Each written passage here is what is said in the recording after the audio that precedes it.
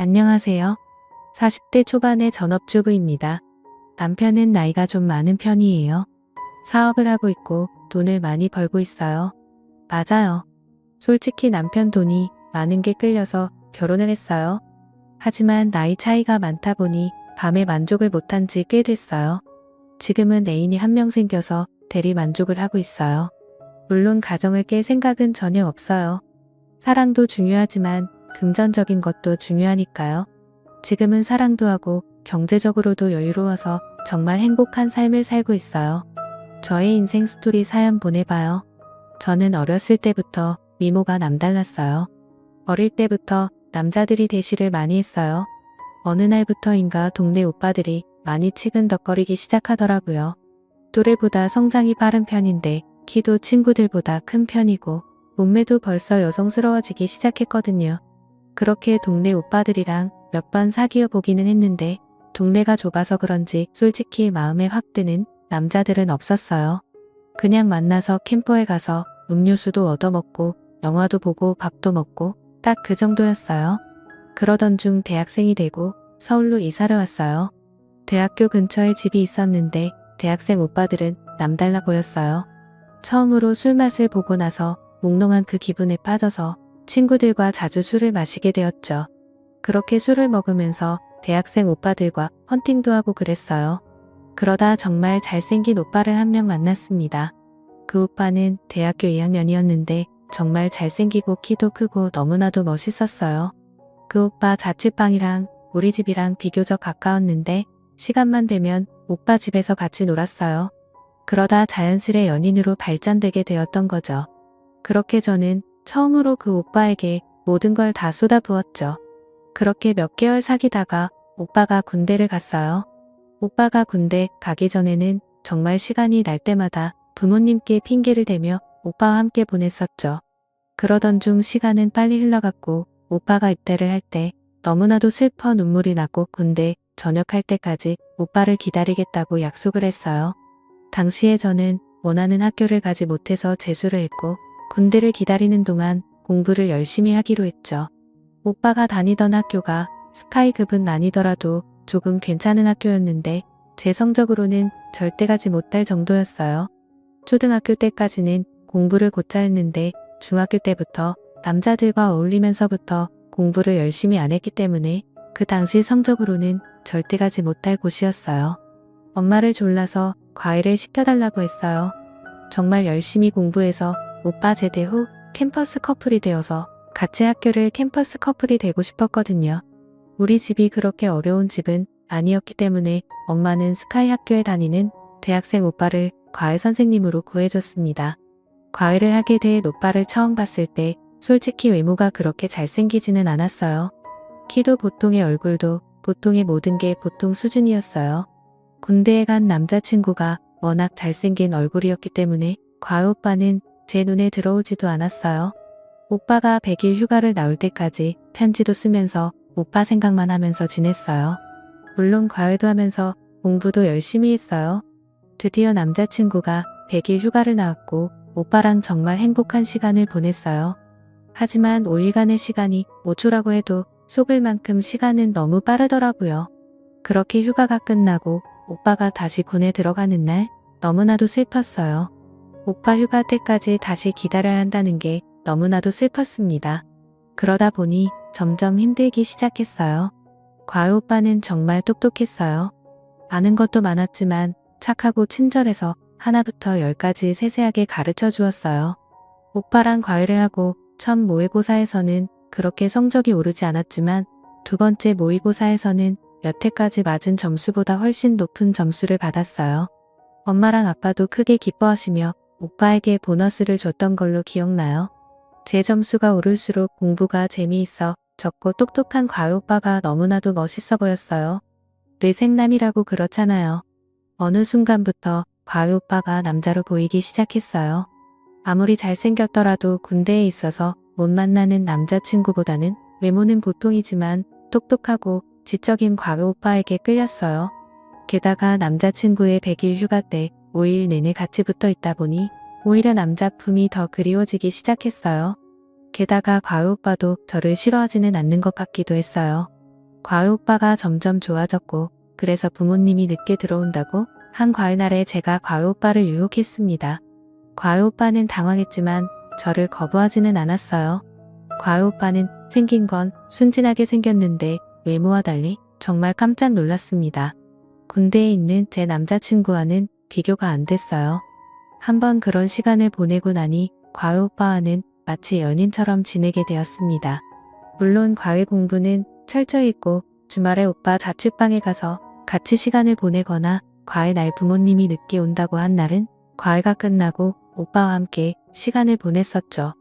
결국 저는 더 이상 속이는 건 아니다 생각을 했고 군대에 있던 남자친구에게 편지로 이별을 통보했고 과외 오빠랑 사귀기 시작했습니다.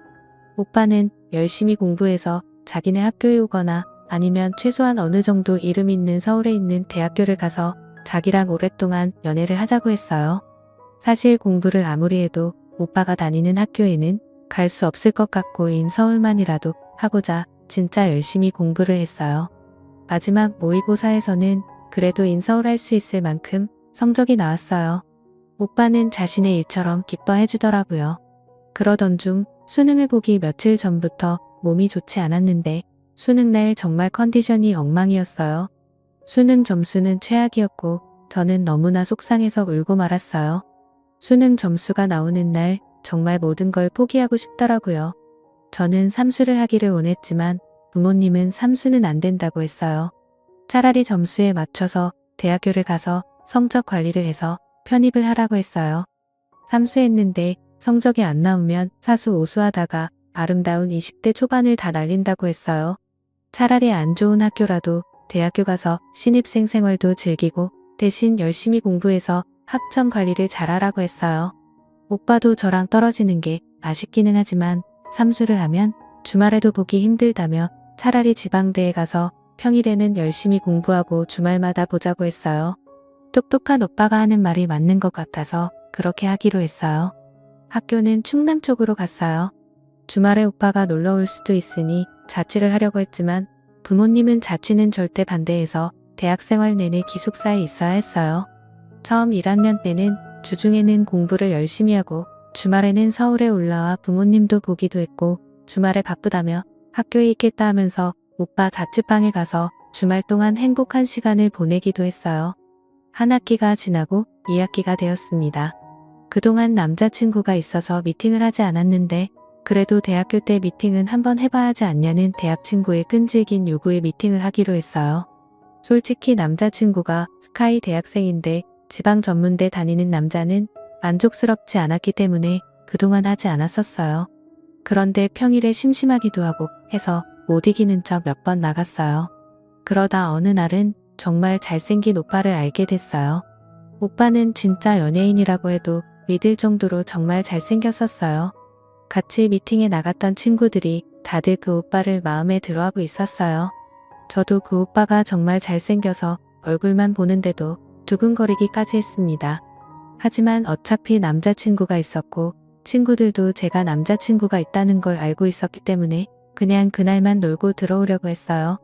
미팅에 참석한 모두가 술을 마시고 2차로 노래방을 간 때였어요. 간만에 술을 많이 마신 것 같아서 바람 좀 쐬려고 잠깐 나왔는데 그 오빠가 담배를 피운다며 따라 나왔어요. 그 오빠는 옆에서 담배를 피우면서 저는 잘 즐기지 않는 것 같다고 물었어요. 저는 사실 남자친구가 있다고 이야기를 했고 스카이 대학생이라고까지 이야기를 했어요. 그 오빠는 담배를 다 피우고 나서 갑자기 제게 입맞춤을 했어요. 원래 담배 냄새도 싫어하고 남자친구가 있는데 그렇게 갑자기 입맞춤을 해서 당황하고 거절을 하려고 했어요. 하지만 눈앞에 있는 그 오빠의 잘생긴 얼굴과 너무 두근거리는 나머지 저는 오빠를 받아들였어요. 그러던 중 갑자기 너무 부끄러워서 노래방에 먼저 뛰어들어왔는데 심장이 벌렁벌렁 거렸어요. 기숙사에 들어오고 나서도 그 오빠의 얼굴이 생각나서 잠을 못 잘 정도였어요. 며칠 뒤 모르는 번호로 문자가 왔는데 그 오빠였습니다. 주말에 시간 되면 둘이 술 한잔 하자고 했어요. 며칠을 망설이다가 알았다고 답장을 했어요. 원래 그 주말은 사귀던 오빠 생일이라 만나기로 했었는데 이번에 잘생긴 오빠의 약속을 거절하면 다시는 못 만날 것 같았어요. 사귀던 오빠에게는 만나기 전날에 전화해서 몸살이 나서 주말에 기숙사에서 쉬어야 하겠다고 거짓말을 했습니다. 오빠는 오히려 저를 걱정했고 그래서 너무나도 미안했지만 사실 잘생긴 오빠를 만날 수 있다는 생각에 너무나도 좋았어요. 다시 만난 오빠는 다시 봐도 진짜 잘생겼습니다. 오빠와 술을 마시니 술이 술술 들어갔어요.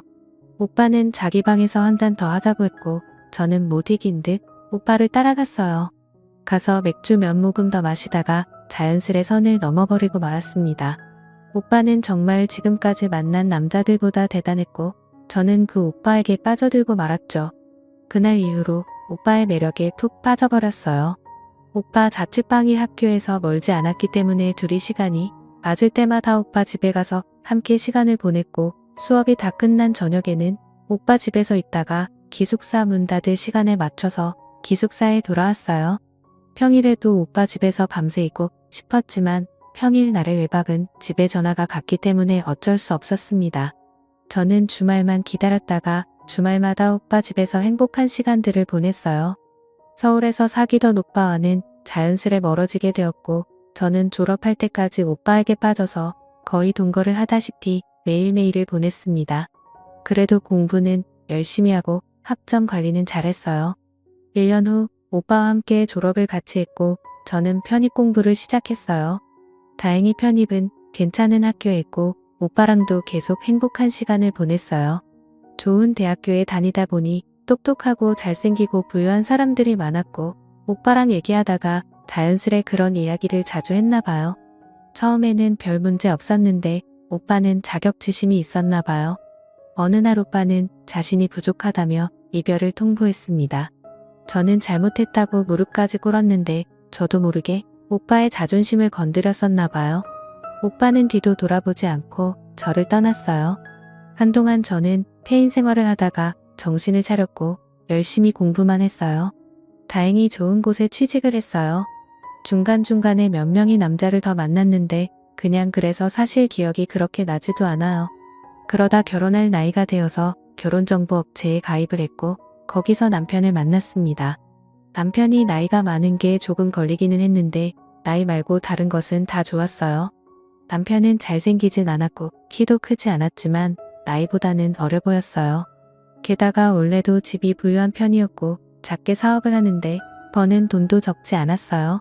제가 워낙 예쁘고 날씬하고 키도 컸고 다니는 직장도 괜찮았기 때문에 남편은 첫눈에 저에게 반했고 우리는 얼마 사귀다가 결혼을 했어요. 남편에게 처음 함께 보낸 날은 솔직히 마음에 들지는 않았어요. 하지만 결혼은 사랑보다는 현실이라는 이야기를 많이 들었고 남편의 경제력은 미흡한 밤을 충분히 커버할 것 같다고 생각했어요. 결혼 준비도 순탄했고 결혼 생활도 순탄했고 아이들도 잘 낳았고 행복한 가정 생활을 했어요.